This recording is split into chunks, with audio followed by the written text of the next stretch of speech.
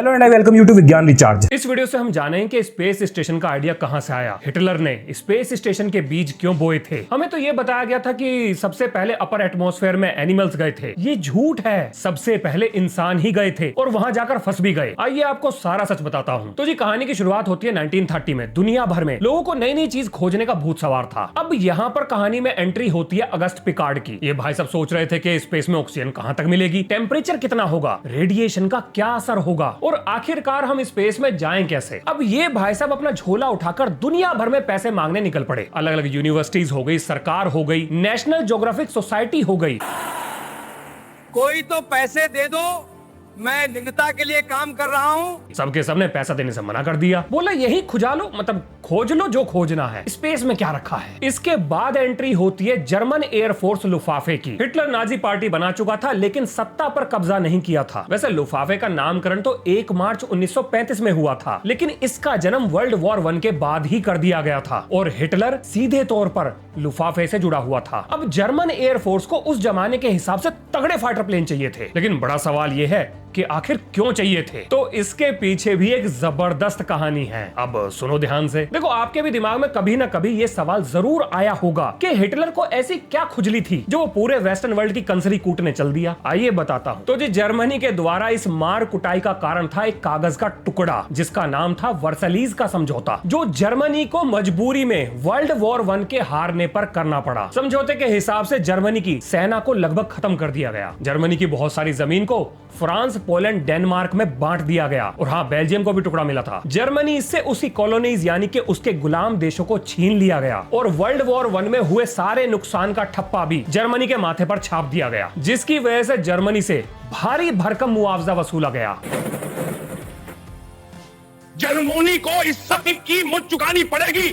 आज के समय जो यूनाइटेड नॉनसेंस है उसके पिताजी यानी कि लीग ऑफ नेशंस की स्थापना भी इसी समझौते की वजह से हुई थी। अब इन सारी चीजों ने जर्मनी की अर्थव्यवस्था को तहस नहस कर दिया और जर्मन लोगों के मन में बदले और नफरत को जन्म दिया और इसी की वजह से हिटलर को सत्ता में आने का मौका मिल गया। लेकिन सत्ता में आने से पहले ही हिटलर जर्मन एयरफोर्स के साथ उसे बेहतर बनाने के लिए माथापच्ची कर रहा था। तो हिटलर ने भी पूछ लिया कि भैया और बेहतर प्लेन कैसे बनाए। तो इसके लिए जर्मन इंजीनियर्स को पता करना था कि हाई एल्टीट्यूड में प्लेन कितनी देर तक टिकेगा, कितना तेल खाएगा, तापमान कितना बदलेगा और पायलट के लिए लाइफ सपोर्ट सिस्टम किस तरीके से बनाया जाएगा। ये सारी जानकारी भविष्य के फाइटर प्लेन्स और बॉम्बर्स के लिए किसी सोने की खदान से कम नहीं थी। अब हवाई जहाज बनाने के लिए जो ज्ञान चाहिए था वो पिकार्ड दे सकता था और पिकार्ड को अपनी खुराफात को मिटाने के लिए जो पैसा चाहिए था वो जर्मनी की लुफ्ताफे दे सकती थी। और बस दोनों का फायदा था, दोनों ने हाथ मिला लिया, एक दूसरे की मदद के लिए तैयार हो गए।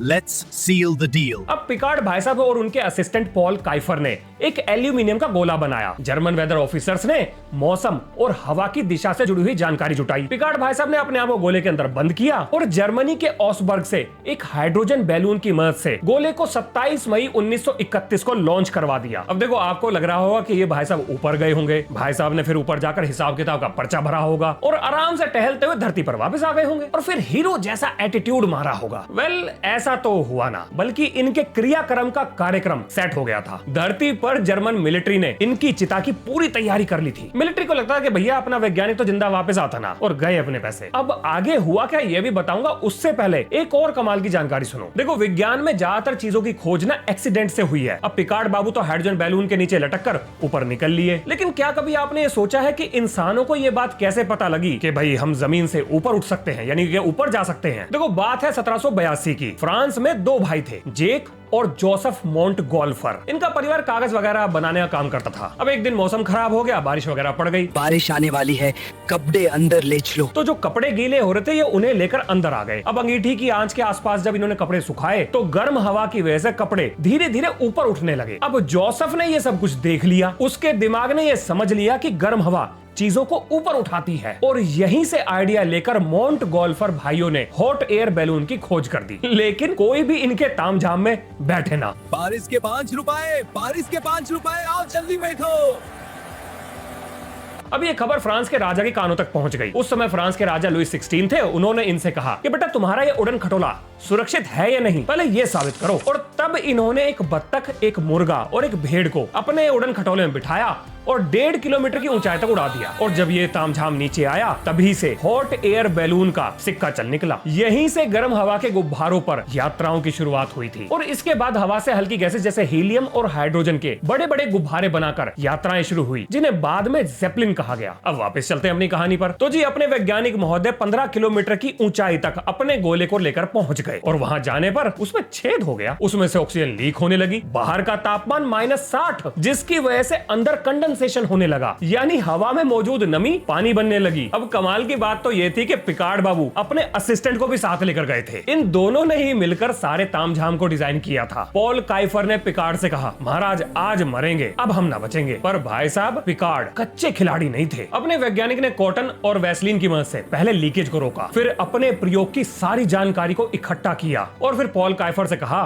कि अपने वाहन को धरती की तरफ ले चलो। लेकिन अब इनका वाहन नखरे दिखा गया। इनका गोला अपनी जगह से हिले ना, ये अपर एटमॉस्फेयर में ही अटक गया और नीचे जर्मन मिलिट्री भी टेंशन में आ गई। भाई साहब 8 घंटे का मिशन था, 17 घंटे निकल गए थे। धरती पर सबको ये लग रहा था कि ये महाराज ऊपर के चक्कर में ऊपर ही तो ना निकल गए। मतलब भाई साहब इन्हें ऊपर भेजने में मोटा खर्चा हुआ था। मिलिट्री को लगा कि पैसा बर्बाद हो गया। पूरा German media, scientific community, Albert Einstein, हाँ जी पिकार्ड बाबू से एल्बर्ट आइंस्टाइन की बड़ी पक्की यारी थी, क्योंकि एल्बर्ट आइंस्टाइन को महान एल्बर्ट आइंस्टाइन बनाने में, आइंस्टाइन की थ्योरीज को सही साबित करने में पिकार्ड का बहुत बड़ा योगदान था। लेकिन ये कहानी फिर कभी और सुनाऊंगा। अभी के लिए जरा ये समझो कि आखिर 16 किलोमीटर की ऊंचाई पर ऐसा हुआ क्या था जो अपना वैज्ञानिक वहां लटक गया। देखो आपको पता होगा कि अगर प्रेशर कम हो जाए तो गैस एक्सपेंड होने लगती है, फैलने लगती है। अब क्योंकि ये अपर एटमॉस्फेयर में थे तो वहां पर प्रेशर कम था, जिसकी वजह से इनका जो बैलून था वो फूलकर कुप्पा हो गया। मतलब इनके द्वारा लगाए गए सारे हिसाब किताब से भी ज्यादा वो फैल गया। अब देखो इनसे पहले इतना ऊपर कोई गया तो था नहीं, तो किसी को आइडिया भी नहीं था कि ऊपर जाने पर आखिर होगा क्या। बस यहीं से सारा मामला बिगड़ गया। अब इन्हें नीचे आने के लिए अपने गुब्बारे में से गैस को रिलीज करना था, लेकिन क्योंकि बाहर का टेम्परेचर -60 था तो पूरा का पूरा तामझाम जम गया और अब गैस रिलीज ना हो। अब देखो 2 ही रास्ते थे, या तो मरो या किस्मत पर भरोसा रखकर कोशिश करो। अब पिकार्ड और उनके असिस्टेंट बाबू ने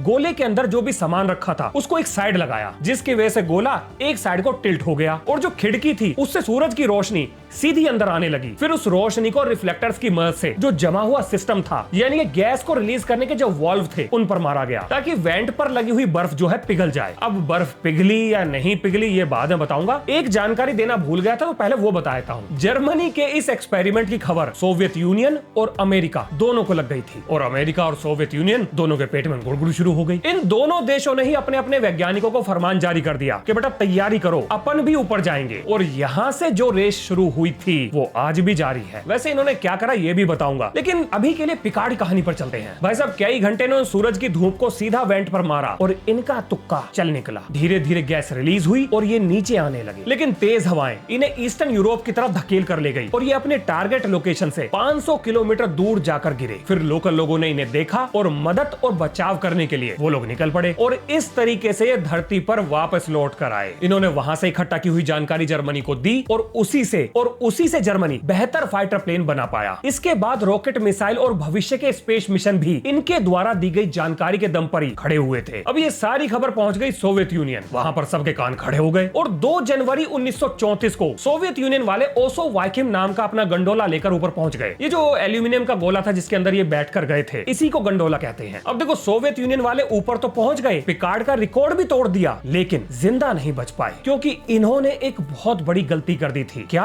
अब जरा ये सुनो। देखो मैंने आपको ये बताया था कि ऊपर प्रेशर कम होता है इसलिए गैस एक्सपेंड होती है। इनका बैलून भी एक्सपेंड हुआ था, लेकिन रिकॉर्ड तोड़ने के चक्कर में ये जरूरत से ज्यादा ऊंचाई पर चले गए, लगभग 22 किलोमीटर ऊपर। इसी वजह से इनका जो बैलून था वो कुछ ज्यादा ही एक्सपेंड हो गया, जिसकी वजह से उसके अंदर माइक्रो टीयर्स बन गए, जिससे गैस लीक होने लगी। लेकिन ये बात कैबिन के अंदर बैठी हुई क्रू को नहीं पता था। अब सोवियत साइंटिस्ट ने नीचे आने के लिए वाल्व खोलकर गैस को रिलीज करना शुरू करा। अब गोला धीरे धीरे नीचे आने शुरू करता है, लेकिन जब आप नीचे आते हो तो एटमॉस्फेयर की डेंसिटी बढ़ती है, उसका प्रेशर बढ़ता है और अब इनके गुब्बारे पर लगने वाला प्रेशर भी बढ़ गया, जिसकी वजह से इनके गुब्बारे का साइज काफी छोटा हो गया। और क्योंकि माइक्रो टीयर्स की वजह से काफी गैस एटमॉस्फेयर में रिलीज हो चुकी थी, तो हवा में तैरने के लिए इन्हें जो बायंसी चाहिए थी वो इन्हें ना मिल पाई और अब इनका ये गोला गोली की रफ्तार से जमीन से आकर टकराता है और सब के सब मारे जाते हैं। ये उस समय की बहुत बड़ी घटना थी जिसे सोवियत यूनियन ने बिल्कुल दबा दिया था और सारा मामला रफा दफा दफा कर दिया। अब जर्मनी अपर एटमॉस्फेयर में गया था, यूएसए दिल पर पत्थर रखकर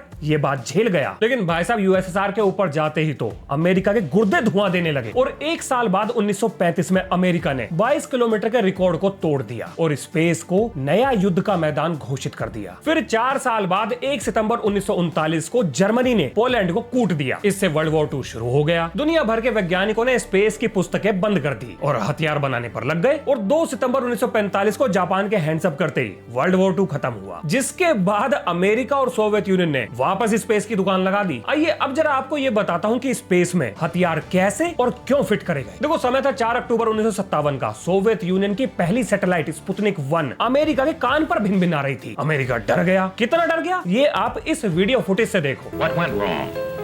How did a nation of backward peasants forge so dramatically ahead of us in the race to space? A foreign country, especially an enemy country, can do this if we fear this. We fear that they have something out that majority of the people don't know about. As a devastating blow to the prestige of the United States. The people of the United States have been humiliated. They're disturbed and they're unhappy. We were at great risk.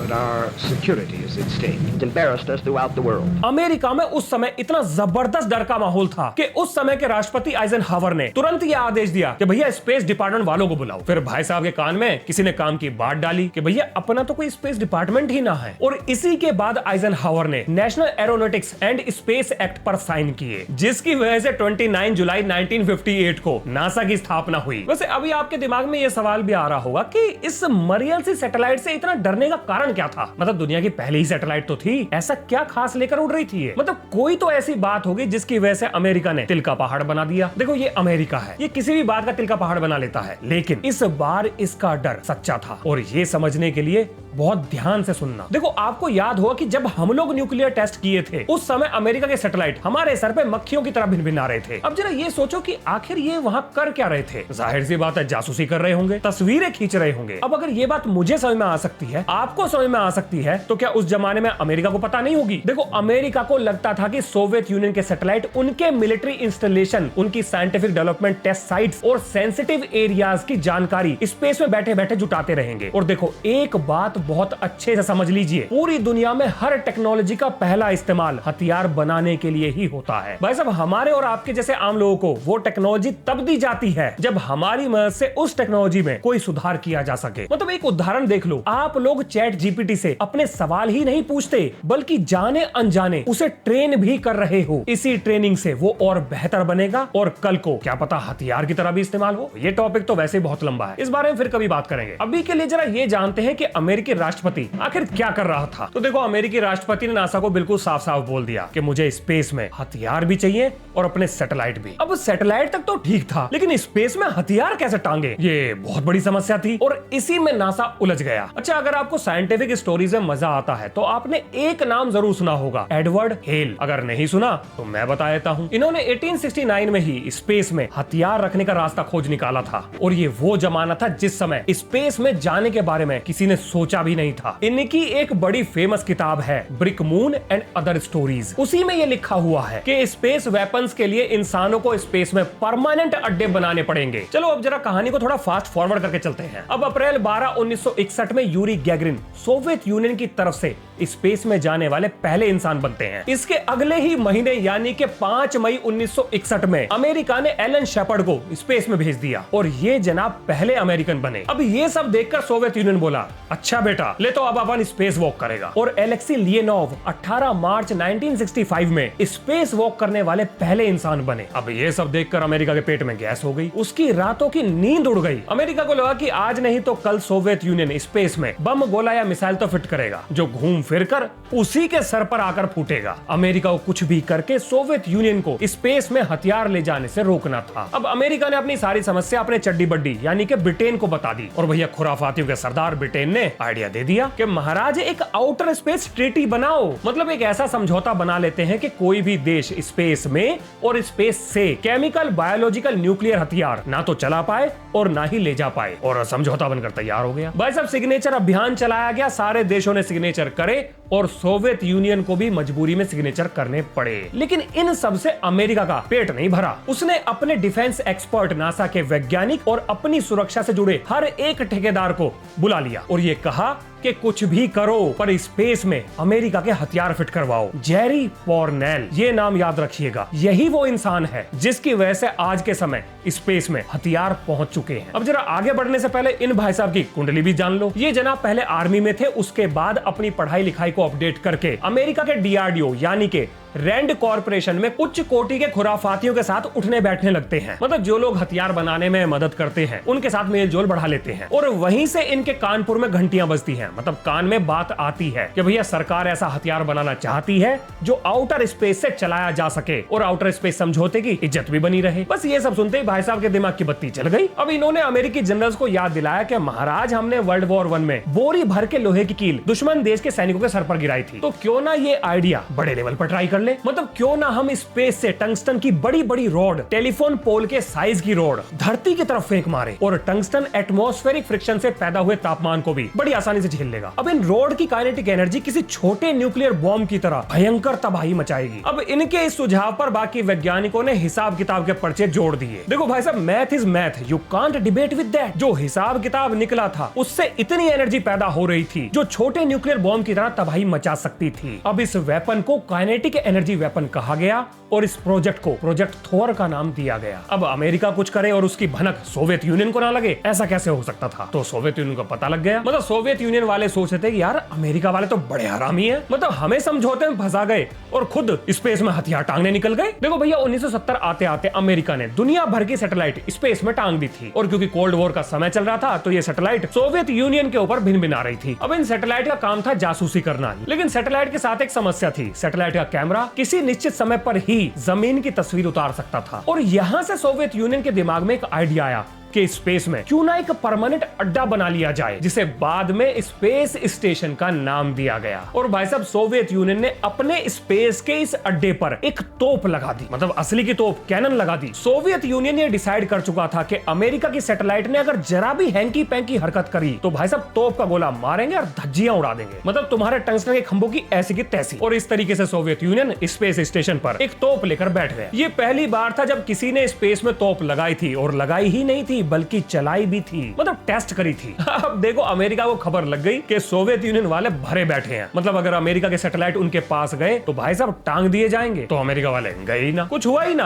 अब देखो, America और Soviet union को यह बात समझ में आ चुकी थी कि स्पेस में जिसका अड्डा होगा वही राज करेगा, और यही वो कारण थे जिन्होंने स्पेस स्टेशन के कॉन्सेप्ट को जन्म दिया। लेकिन आज के हालात देखते हुए अमेरिका, रशिया, भारत, चाइना सबके सब अपना खुद का स्पेस स्टेशन बनाने के लिए कमर कस चुके हैं। वैसे अगर आपको यह लगता है कि ये वहां पर सिर्फ धरती वासियों की भलाई के लिए काम करने जा रहे हैं, उनके उद्धार के लिए एक्सपेरिमेंट करेंगे, तो जागो दर्शक जागो, असल में वहां पर क्या क्या हो सकता है अब जरा ये जानो। देखो, आज के समय जिस दिन मैं ये वीडियो बना रहा हूँ उस समय स्पेस स्टेशन का इतिहास लगभग 54-55 साल पुराना है। अब जरा ये सोचो कि इंसान 55 सालों से स्पेस में बैठा है और हमें बस इतना ही पता लगा है कि स्पेस में सब्जियां कैसे उगेंगी, माइक्रोग्रेविटी का इंसान की सेहत पर क्या फर्क पड़ेगा, मतलब आग कैसे बिहेव करेगी, 94% तक पानी को रिसाइकल कैसे करेंगे, इसके अलावा 2-4 बातें और पता लग गई होंगी। लेकिन क्या 55 सालों में बस इतना ही पता लगा है? ये बात हजम नहीं हो रही, या फिर सच्चाई कुछ और ही है और हमसे बहुत सारी जानकारी छुपा दी गई है। अब देखो, सच क्या है ये तो स्पेस वाले जाने, लेकिन ये लोग वहां पर क्या क्या कर सकते हैं ये मैं आपको जरूर बता सकता हूं। भाई साहब, स्पेस का ये अड्डा पूरी धरती को स्टोन एज में धकेल सकता है। आप स्पेस स्टेशन पर एक EMP जनरेटर लगाओ, स्पेस में कोई बाउंड्री नहीं है, मतलब ये तामझाम किसी भी देश की सीमा के ऊपर उड़ सकता है। एक EMP ब्लास्ट, सारे सैटेलाइट खत्म, सारे के सारे पावर ग्रिड फेल, कम्युनिकेशन पूरी तरह से ठप, हॉस्पिटल शटडाउन, मिलिट्री पूरी तरह से बेबस, बैंकिंग सिस्टम कोलैप्स कर जाएंगे। मतलब किसी भी देश या पूरी धरती को मिनटों के अंदर स्टोन एज में धकेला जा सकता है। अमेरिका 1962 में स्टारफिश प्राइम टेस्ट करता है, उससे पैदा हुए EMP ने उस जमाने में सारे इलेक्ट्रॉनिक्स फेल कर दिए थे। अमेरिका और रशिया दोनों इस तरीके के वेपन बना चुके हैं, लेकिन आज के समय वो वेपन कहां है ये किसी को नहीं पता। अब जरा ये सोचो कि अगर वो वेपन स्पेस में नहीं है तो भाई साहब वो बनाए ही क्यों गए हैं? और ये तो कुछ भी नहीं, स्पेस में बैठे बैठे कहां पर बाढ़ लानी है, कहां सूखा लाना है, कहां तूफानों की दिशा बदलनी है और कहां पोलर जेट्स को डिस्टर्ब करना है, ये सारी चीजें आज के समय पॉसिबल हो चुकी हैं। और अगर नहीं तो इस टेक्नोलॉजी के पेटेंट्स रिसर्चर्स को कैसे मिल गए? आप ये देखिए, एक पेटेंट तो ये रहा। मतलब कोई मुझे ये समझाए कि अगर इस टेक्नोलॉजी का इस्तेमाल करना ही नहीं है तो इसे बनाया ही क्यों जा रहा है? ऐसी टेक्नोलॉजीज की मदद से धरती पर जनसंख्या को बड़े पैमाने पर कंट्रोल किया जा सकता है। ये लोग स्पेस में बायो वेपन्स बना सकते हैं, वहां पर नए नए वायरसेस को बनाया जा सकता है। बस ऊपर माइक्रो ऑर्गेनिज्म को बनाओ और किसी देश के पानी में छोड़ दो या वहां की हवा में छोड़ दो। ये अजीब सी बीमारियां कहां से आई किसी को क्या ही पता चल पाएगा। ये सब कुछ मुमकिन है क्योंकि स्पेस में माइक्रोबायोलॉजी की स्टडीज शुरू हो चुकी है और अब ये हाथ इस धरती को संवारने के लिए बढ़ रहे हैं या संहार के लिए, ये वक्त बताएगा। मतलब स्पेस स्टेशन के 50-55 सालों में यूएसए और रशिया ने सिर्फ पेड़ पौधे उगाना सीखा है। ये बात कहीं से मुझे तो हजम ना हो रही। बाकी आपको क्या लगता है उसके लिए कमेंट बॉक्स खुला है। तो ये है इस वीडियो का अंत, मिलते हैं नेक्स्ट वीडियो में। जय हिंद, जय भारत।